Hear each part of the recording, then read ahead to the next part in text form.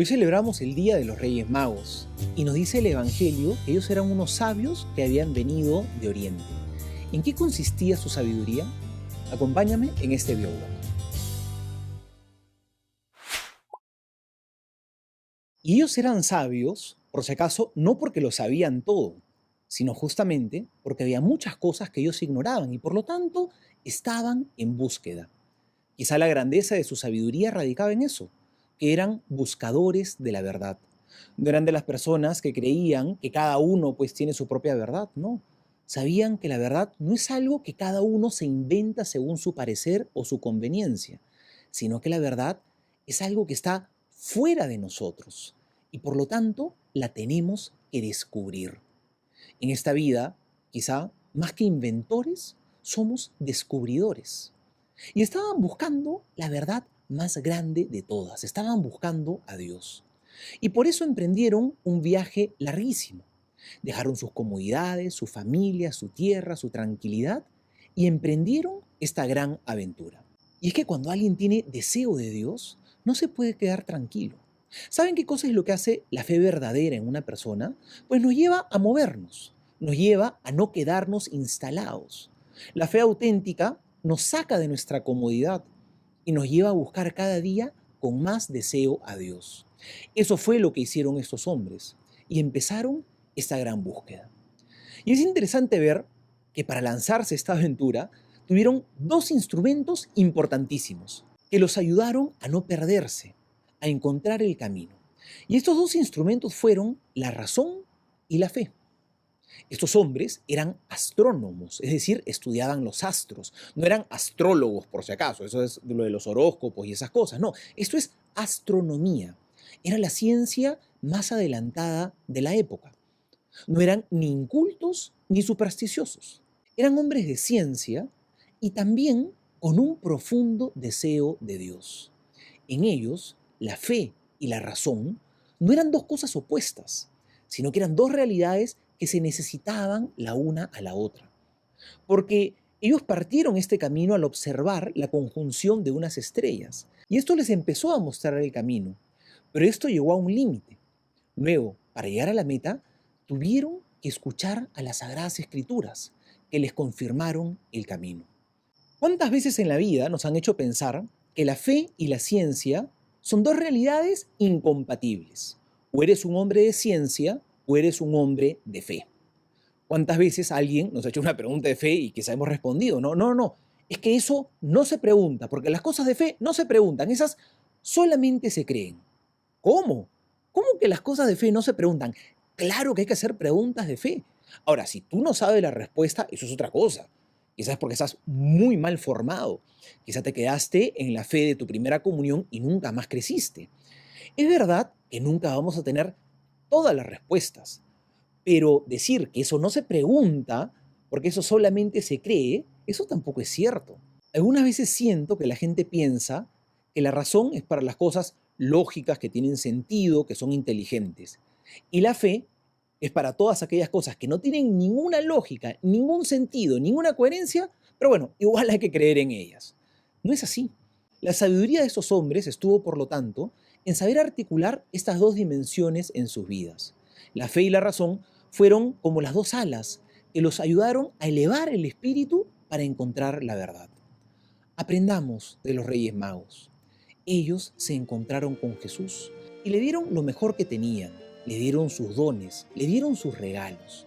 Y es que eso genera el encuentro con Dios en nosotros, saca lo mejor de nosotros mismos, nos lleva a salir de nuestro egoísmo, a compartir nuestra vida, a dejar la vida cómoda para buscar a Dios y servir al prójimo. Dice, finalmente, el Evangelio, que avisados en sueños regresaron por otro camino. Y es que al encontrarte con Dios no puedes regresar por el mismo camino por el que viniste, porque algo importante tiene que haber cambiado en tu vida. Aprendamos de la sabiduría de estos hombres, que no consistía simplemente en acumular muchos conocimientos, porque eso no es suficiente en la vida, sino que es esa sabiduría que los llevó a darse cuenta que la verdad la tenían que descubrir y hay que recorrer un gran camino. Y pudieron darse cuenta que al final de esta búsqueda estaba Dios. Que nosotros también, en nuestro anhelo de buscar la verdad, podamos encontrarnos cada vez más con el Señor Jesús. Soy el Padre Juan José Paniagua y que Dios te bendiga.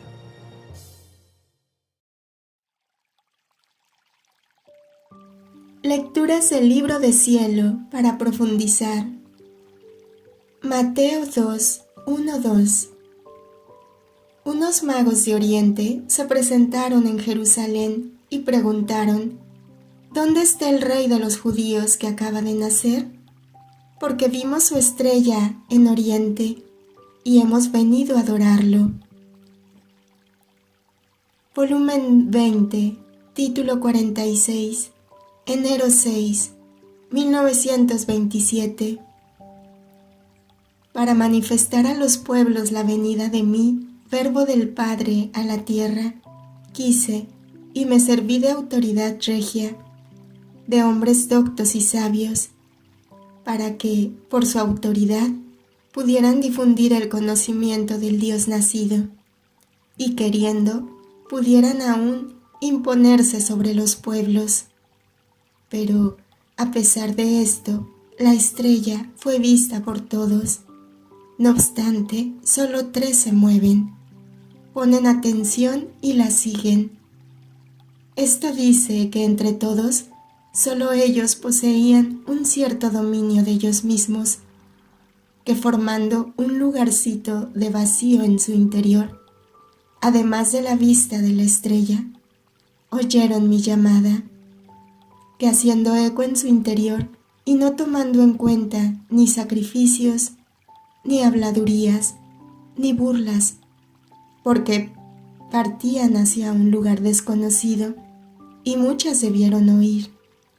Pero ellos, no tomando nada en cuenta y dominándose a sí mismos, siguieron la estrella unida a mi llamada, que más que estrella hablante, resonaba en su interior, los iluminaba, los alentaba y decía tantas cosas de aquel que debían visitar. Y ellos, ebrios de alegría, seguían la estrella. Para manifestarme, quise hombres que tuvieran el dominio de ellos mismos, que formaran un poco de vacío en su interior para hacer resonar el eco de mi llamada.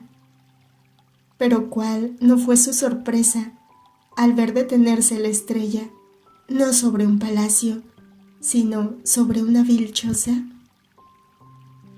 No sabían qué pensar y se convencieron que había un misterio no humano, sino divino, cuando se animaron de fe y entraron en la gruta y arrodillándose me adoraron. En cuanto doblaron las rodillas, yo me develé e hice traslucir de mi pequeña humanidad mi divinidad, y conocieron que yo era el Rey de Reyes, aquel que venía a salvarlos, y ellos enseguida se ofrecieron a servirme y a exponer la vida por amor mío. Pero mi voluntad se hizo conocer y los mandó de nuevo a sus lugares para hacerlos ser, en medio de aquellos pueblos, los anunciadores de mi venida a la tierra. Ve entonces cómo es necesario el dominio de sí mismo y el vacío en el corazón para hacer resonar mi llamada y ser idóneos para conocer la verdad y para manifestarla a los demás.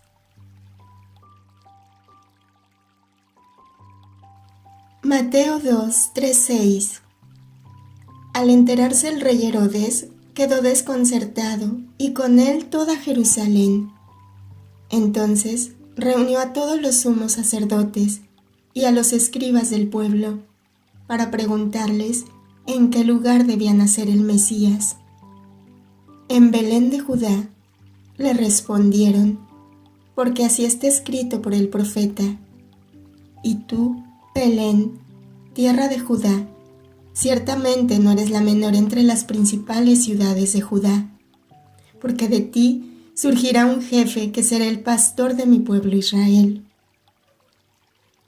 Volumen 10, título 9, diciembre 25, 1910.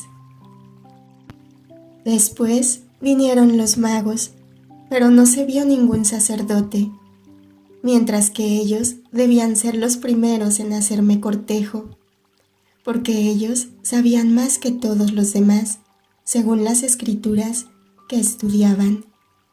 Sabían el tiempo, el lugar, y era más fácil el venir a visitarme. Pero ninguno se movió. Es más, mientras que ellos lo señalaron a los magos, ellos no se movieron, ni se incomodaron en dar un paso para ir en busca de mi venida.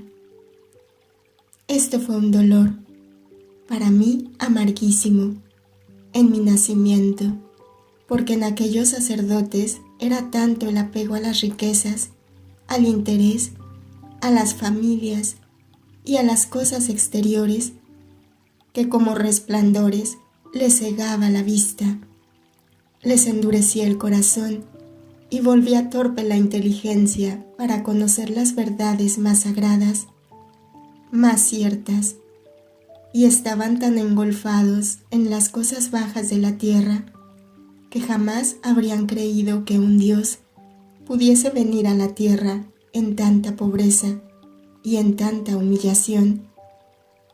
Y no solo en mi nacimiento, sino también en el curso de mi vida. Cuando hacía los milagros más estrepitosos, ninguno me siguió.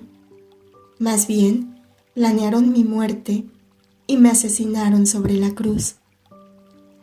Y yo, después de haber usado todo mi arte para atraerlos a mí, los puse en el olvido y escogí personas pobres, ignorantes, como fueron mis apóstoles, y formé mi iglesia.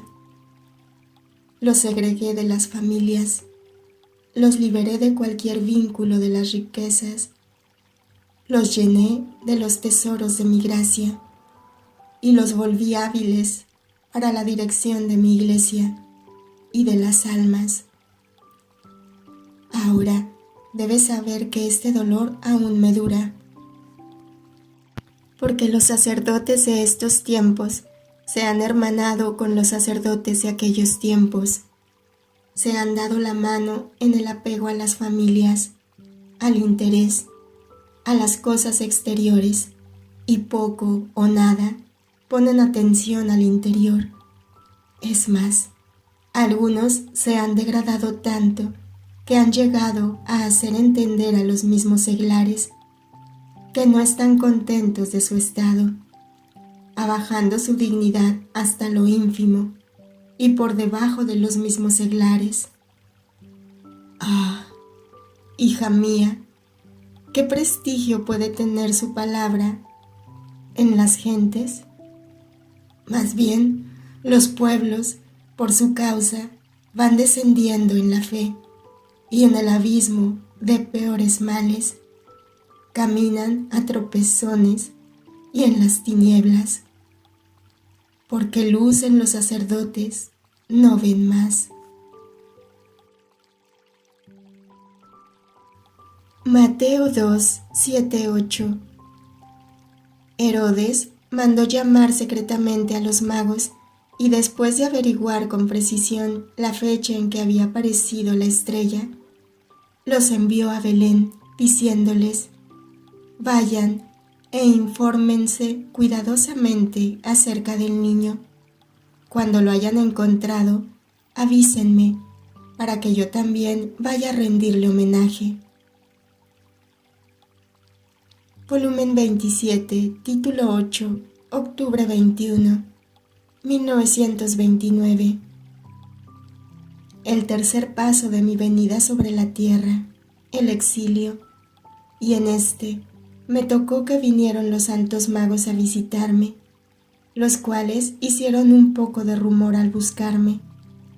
Esta búsqueda de mí dio temor a Herodes, y en vez de unirse para venir a encontrarme, quería tramar contra mi vida para asesinarme, y yo fui por necesidad obligado a exiliarme. Símbolo de mi divina voluntad, frecuentemente parece que hacen rumor, que la quieren hacer conocer con publicarla. ¿Pero qué? ¿Quién es presa del temor? ¿Quién teme comprometerse? ¿Quién no acepta el sacrificarse? Ahora con un pretexto y ahora con otro. Todo termina en palabras. Y mi divina voluntad queda exiliada de en medio a las criaturas. La Reina del Cielo en el reino de la divina voluntad. 24º día. Un impío tirano. Hija mía queridísima, el corazón de tu mamá hoy está henchido por el amor y por el dolor, tanto que no puedo retener el llanto. Tú sabes que la venida de los Reyes Magos dejó rumores en Jerusalén al preguntar por el nuevo rey, y el impío Herodes, por temor de ser derribado del trono, ha dado ya la orden de asesinar a mi dulce Jesús, mi querida vida, junto con todos los otros niños. Hija mía, qué dolor. Aquel que ha venido a dar la vida a todos y a traer la nueva era en el mundo, era de paz, de felicidad, de gracia. Me lo quieren matar. ¡Qué ingratitud! ¡Qué perfidia! ¡Ah, hija mía! ¿Hasta dónde llega la ceguera de la voluntad humana? Hasta volverse crueles, hasta atar las manos al mismo Creador y volverse dueña de aquel que la ha creado. Por eso, compadéceme, hija mía, y trata de calmar el llanto al dulce niño. Él llora por la ingratitud humana, que apenas nacido lo quieren muerto, y para salvarlo estamos obligados a huir. Mateo 2:11. Le ofrecieron dones, oro, incienso y mirra. Volumen 6, título 16, enero 6, 1904. Hija mía, siendo la raza humana toda una familia, cuando alguno hace alguna obra buena y me ofrece alguna cosa, toda la familia humana participa en aquel ofrecimiento y me está presente como si todos me la ofrecieran. Como hoy los magos, al ofrecerme sus dones, yo tuve en sus personas presente a toda la generación humana, y todos participaron del mérito de su buena obra. La primera cosa que me ofrecieron fue el oro, y yo, en correspondencia, les di la inteligencia y el conocimiento de la verdad. Pero, ¿sabes tú cuál es el oro que quiero ahora de las almas? No el oro material, no, sino el oro espiritual. Esto es, el oro de su voluntad, el oro de los afectos, de los deseos, de los propios gustos, el oro de todo el interior del hombre. Este es todo el oro que el alma tiene, y lo quiero todo para mí. Ahora, para darme esto, al alma le resulta muy difícil dármelo sin sacrificarse y mortificarse. Y esta es la mirra que como hilo eléctrico ata el interior del hombre y lo hace más resplandeciente, y le da la tinta de múltiples colores, dándole al alma todas las especies de bellezas. Pero esto no es todo. Se requiere quien mantenga siempre vivos los colores, la frescura, que como perfume y vientecillo exhala del interior del alma. Se requiere quien ofrezca y quien obtenga dones mayores de aquellos que dona, como también se requiere todavía quien obligue a morar en el propio interior a aquel que recibe y a aquel que da, y tenerlo en continua conversación y en continuo comercio con él. Entonces, ¿quién hace todo esto?